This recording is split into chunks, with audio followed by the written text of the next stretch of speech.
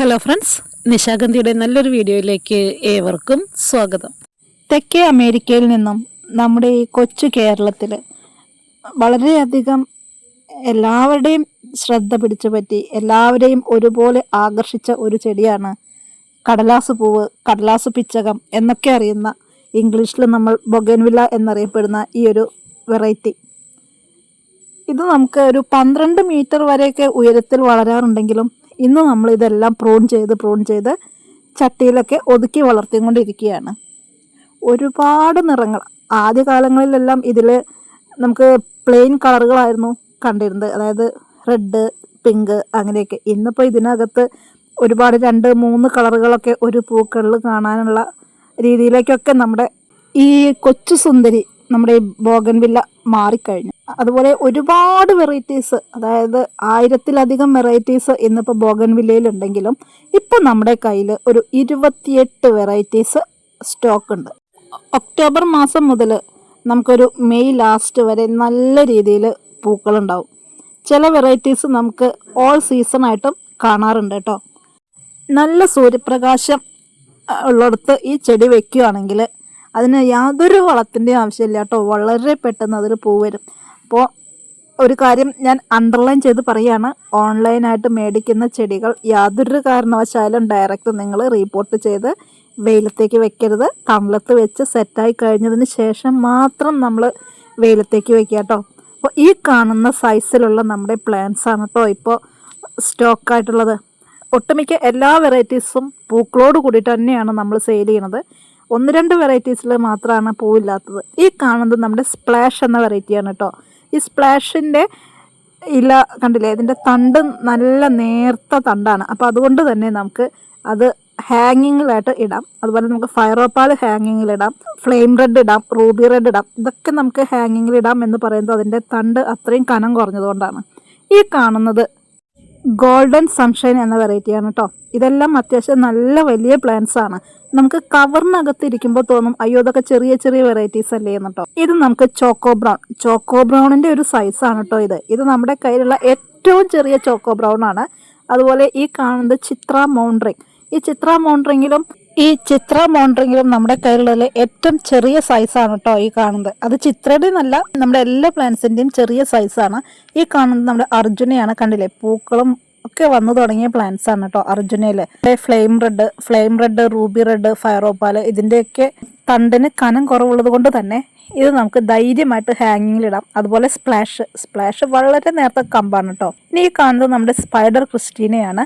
ഈ സ്പൈഡർ ക്രിസ്റ്റീനയുടെ ഒരു വ്യത്യാസം എന്ന് പറയുന്നത് അതിൽ പിങ്കിനകത്ത് ഇങ്ങനെ ചെറിയ ചെറിയ ഡോട്ട്സ് ആണ് കേട്ടോ. ഇനി കാണുന്നത് നമ്മുടെ കയ്യിൽ ഏറ്റവും റേറ്റ് കൂടി, അതായത് 400 രൂപ വരുന്ന പ്ലാന്റ് ആണ്. ഇത് ഗോൾഡൻ റാവു എന്നാണ് ID.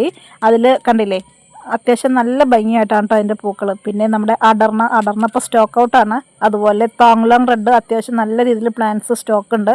ഈ കാണുന്നത് സൂഫിയ ഇന്ത്യാനയാണ്. ഇതിനകത്ത് മൊട്ടുകൾ വന്നു തുടങ്ങിയിട്ടുള്ള പ്ലാന്റ്സ് ആണ് കേട്ടോ. ഈ കാണുന്ന സൈസിലാണ് വരുന്നത്.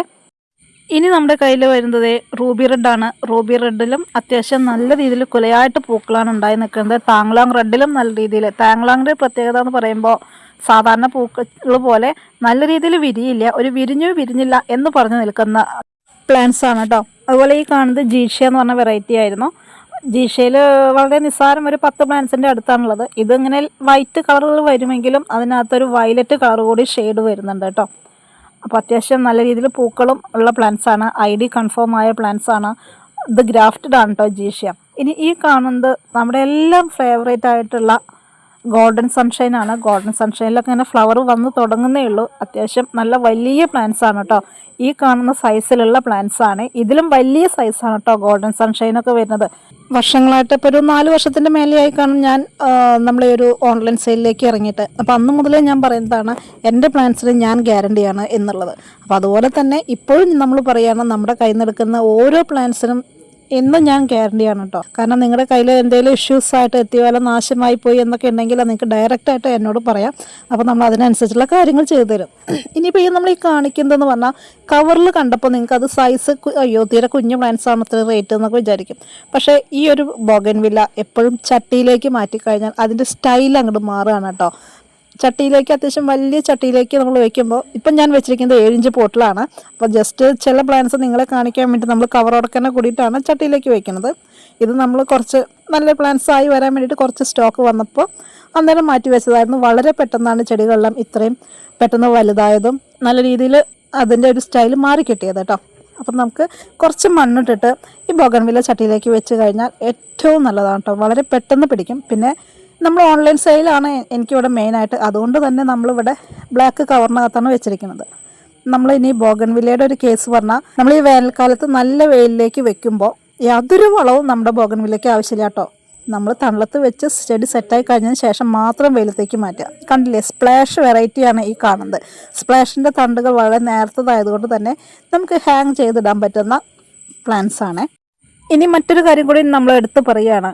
ഈ ബോഗൺവില്ല നമ്മൾ ഇതേപോലെ ബ്ലാക്ക് കവറിൽ നിങ്ങൾ വീട്ടിൽ വെക്കുന്നതിനേക്കാൾ ഏറ്റവും നല്ലത് ചട്ടിയിൽ വെക്കുന്നത് തന്നെയാണ് കേട്ടോ.